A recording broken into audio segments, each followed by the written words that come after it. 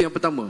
Yang kedua, apabila berpindahnya ibu negara Israel ke Jerusalem, adakah itu petanda bahawa laluan untuk Dajjal daripada Isfahan, Iran akan terus bersemayam di Jerusalem? Pandangan Ustaz. Terima kasih Ustaz. Terima kasih Dok. Dulu ada satu subjek di Al-Azhar namanya At-Tayyarat Al-Fikriyah Al-Mu'asirah, aliran-aliran pemikiran kontemporer dalam Islam, mengkaji satu masalah bahwa Israel tetap melakukan 5 hal untuk menunggu Mesias, juru selamat yang mereka tunggu-tunggu sampai hari ini. Karena menurut mereka juru selamat itu belum turun sampai hari ini. Yang pertama, semua Yahudi mesti kembali ke bumi yang dijanjikan Tuhan. Al-Ardul Ma'ud, tanah yang dijanjikan Tuhan. Itu syarat pertama. Maka pada tahun 1946 mereka pun beramai-ramai pindah. Hari ini 5 juta penduduk Israel sudah kembali. Yang dari Maghribi, yang dari Rusia, yang dari Europe kembali. Dengan syarat ibu, sebab mereka melihat nasab ini dari puak ibu. Yang kedua, mereka dulu pernah dihancurkan pada masa Kaisar Nebukadnezar yang menghancurkan Temple of Solomon. Maka mereka mesti membalaskan sakit hati terhadap Nebukadnezar. Kampung Nebukadnezar adalah Babel, Babilonia adalah Irak sekarang. Oleh sebab itu Irak mesti dihancurkan. Itulah makanya serangan kepada Irak ini terus bertubi-tubi hingga hari ini. Yang ketiga, bahwa bumi Palestina mesti hijau. Sebab syaratnya Mesias itu mau turun ke bawah kalau dia hijau. Agak-agaknya Mesias itu dari atas langit dia tengok, dah hijau atau belum? Bila hijau aku baru turun. Apa yang hijau itu? Itulah dia pohon gharqad, syajaratul gharqad. Dan itu ada disebut Nabi SAW. Apa kata Nabi SAW? Nanti batu pun akan berbicara. Ketika bersembunyi mereka pada perang besar di akhir zaman itu di belakang batu, batu akan berbicara. Ya Abdullah, hadza Yahudi khalfi faqtulhu. Wahai hamba Allah, ini di belakangku ada Yahudi, bunuhlah dia. Kecuali satu, kata Nabi. Apa itu? Syajaratul gharqad. Subhanallah, Masya Allah. Bila kita sampai nanti, saya sampai ke satu kota yang dibelah menjadi 2, sebelah punya Mesir, sebelah lagi diambil oleh Israel.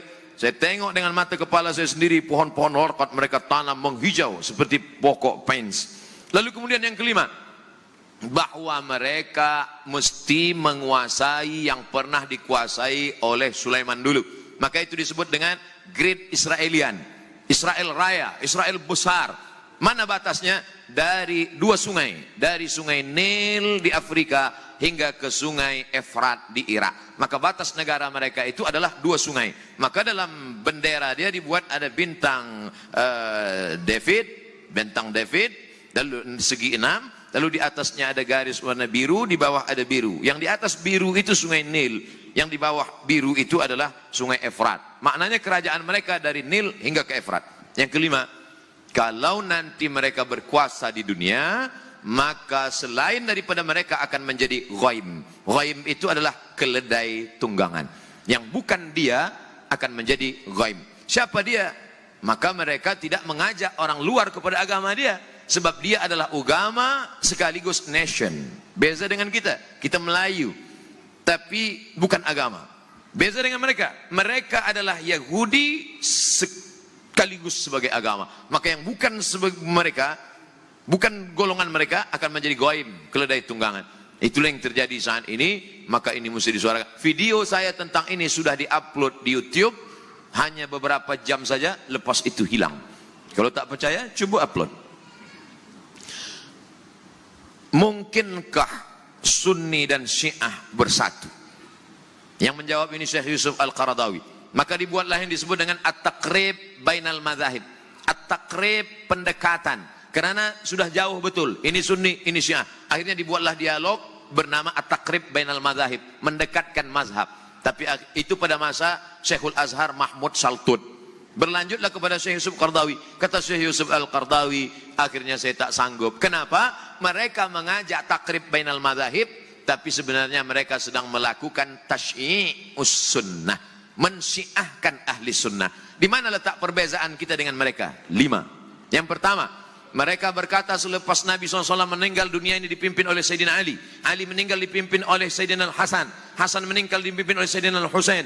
Husain meninggal dipimpin oleh Ali Zainal Abidin. Ali Zainal Abidin meninggal dipimpin oleh Muhammad Al-Baqir. Muhammad Al-Baqir meninggal dipimpin oleh Ja'far Shadiq. Ja'far Shadiq meninggal oleh Musa Al-Kazim. Musa Al-Kazim meninggal oleh, terus sampai ke bawah, imam yang 12. Imam yang ke-12 sedang bersembunyi sekarang, belum keluar. Sementara imam 12 ini belum keluar, dunia dipimpin oleh wilayatul faqih yang sekarang dipimpin oleh Khamenei. Siapa yang tidak mengakui ini maka kafir. Itulah yang menyebabkan dia keluar daripada Ahlussunnah, karena Ahlussunnah tidak boleh takfir, mengkafirkan orang, sedangkan dia mengkafirkan kita. Dua, selepas Nabi SAW meninggal dunia maka ada wasiat kepada Sayyidina Ali. Maka orang yang mengambil wasiat membatalkan wasiat itu berarti kafir. Abu Bakar dan Umar kafir. Makanya ada doa laknat sonamai Quraisy. Selepas sholat subuh mereka laknat, Allahumma la'an sonamai Quraisy. Siapa yang dimaksud dengan sonamai Quraisy? Abu Bakar Siddiq dan Umar Ibnul Khattab. Wa ma Muhammadun illa rasul. Muhammad itu seorang Rasul SAW. Qad khalas min qablihi rusul. Sebelum-sebelumnya Rasul sudah meninggal. Afa immata, kalau dia mati meninggal dunia. Au qutila, atau dia dibunuh. Apa kata mereka dalam tafsirnya? Qutila, Muhammad SAW mati dibunuh. Siapa yang membunuhnya? Sammahuma, sammahu. Ada dua orang perempuan yang sudah meracunnya. Sejahat-jahat perempuan adalah mereka berdua, sejahat-jahat lelaki adalah bapaknya. Siapakah dua perempuan itu? Aisyah paling jahat, bapak Aisyah Abu Bakar. Hafsah paling jahat, bapak Hafsah adalah Umar. Sejahat-jahat perempuan Aisyah dan Hafsah, sejahat-jahat lelaki Abu Bakar dan Umar. Tiga, sahabat Nabi yang beriman hanya Muaz, hanya Abu Dzar Al-Ghifari, Salman Al-Farisi, Miqdad bin Aswad. Selain daripada itu sahabat itu kafir murtad. Sedangkan kita Ahlussunnah berkata as-sahabah udul. Abu Bakar Siddiq radhiyallahu an, Umar bin Khattab radhiyallahu an, Ali bin Abi Thalib radhiyallahu an. Sedangkan mereka mengatakan laknatullah alaih. Yang keempat, mereka berkata bahwa ada namanya taqiyah. Kalau kebetulan yang hadir ini ramai adalah Ahlussunnah wal Jamaah, maka ketika dia ditanya, engkau Syiah apa Sunnah? Dia akan berkata, ana Sunni. Sebab yang banyak ini Sunnah. Tapi kalau yang di sini yang datang adalah Syiah, ditanya, awak Sunni apa Syi'i? Ana Syi'i. Ini namanya taqiyah. Kalau yang kebetulan datang 50-50, 50 Sunnah, awak apa? Ana Sushi. Sunni Syi'i. Taqiyah. Dalam Islam tak ada taqiyah. Sedangkan mereka mengatakan at-taqiyah minad din. Taqiyah ini minad din. Siapa yang tidak bertaqiyah maka dia tidak beragama. Tidak beragama Syiah maksudnya. Yang kelima, mereka memahamkan ada akidah mereka disebut dengan mut'ah. Hari ini mut'ah luar biasa. Berapa banyak orang terkena penyakit. Seorang doktor medikal di Bandung, dia buat dalam buku, dia tulis buku itu. Dia bercerita bagaimana seorang perempuan yang memakai niqab, memakai cadar datang, tapi dia terkejut kenapa terkena, maaf, penyakit sipilis. Kenapa terkena sipilis? Rupanya ikut jamaah. Terlalu banyak guna Van Rife kena virus. Oleh sebab itu maka kita tidak mungkin bertemu. Nata'awan fi mattafaqna. Mari kita bersama menjaga persatuan umat pada golongan antara Hanafi dengan Maliki, antara Syafi'i dengan Hambali, antara Ahlussunnah wal Jamaah. Tapi kalau sudah kepada Ahlul Bid'ah, maka dalam hal ini mesti, alhamdulillah, Malaysia merupakan kerajaan yang tegas dalam bidang ini. Saya amat sangat bersyukur kepada Allah, kerana dalam tazkirah saya mengambil fatwa. Saya ambil fatwa dari Selangor, saya ambil dari fatwa Mufti Johor, saya ambil. Bila umat bertanya, ini bukan fatwa Abdul Somad, ini fatwa dari bumi Melayu. Kenapa? Karena umat ini akan dijaga oleh ulama. Kalau ulama diam dalam masalah ini, maka habislah umat akan diterkam oleh serigala-serigala. Maka mesti dijaga oleh ulama. Wallahu a'lam bishawab. Alhamdulillah, terima kasih banyak. Minta maaf kepada yang nak bertanya kerana masa sangat-sangat mencemburui kita. Dan Dr. Abdul Somad pun nak bergerak ke Shah Alam.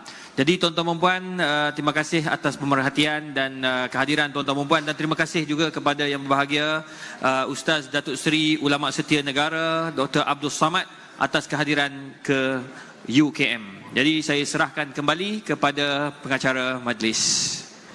Universiti Kebangsaan Malaysia, apa kata kita berikan satu tepukan buat Ustaz Abdul Somad. Hadirin sekalian, tanpa melengahkan masa, majlis diteruskan dengan menjemput dan mempersilakan Profesor Dr. Wan Kamal Mujani, Dekan Fakulti Pengajian Islam mewakili kepimpinan universiti untuk menyampaikan cendekenangan buat Al-Fadil Ustaz Abdul Somad.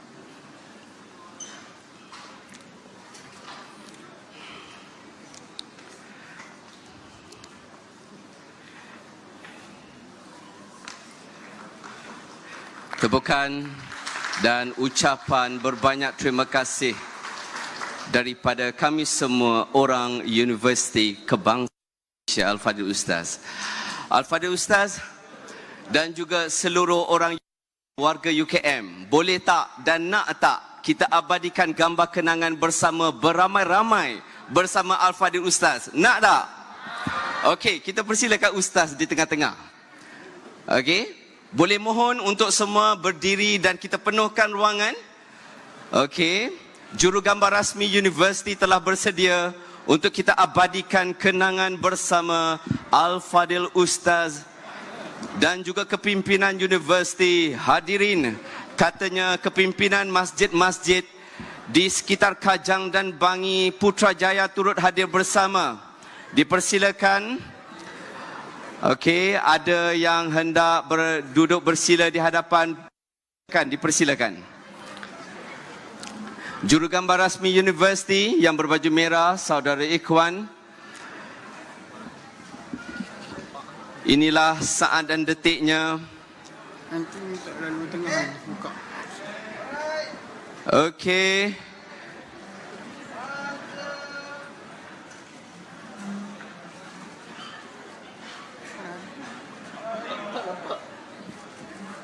Saudara Ikhwan, okey? Freestyle?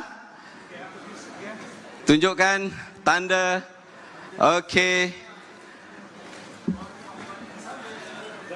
Okey, terima kasih banyak-banyak. Saya sudahi majlis kita ini bicara persada ke-57 dengan wabillahi taufiq wal hidayah. Wassalamualaikum warahmatullahi wabarakatuh. Mohon kerjasama dan laluan daripada hadirin sekalian untuk memberi laluan kepada Al-Fadil Ustaz untuk Al-Fadil Ustaz dapat menuju ke kenderaan beliau. Dipersilakan bersama dengan pegawai Ustaz Abdul Somad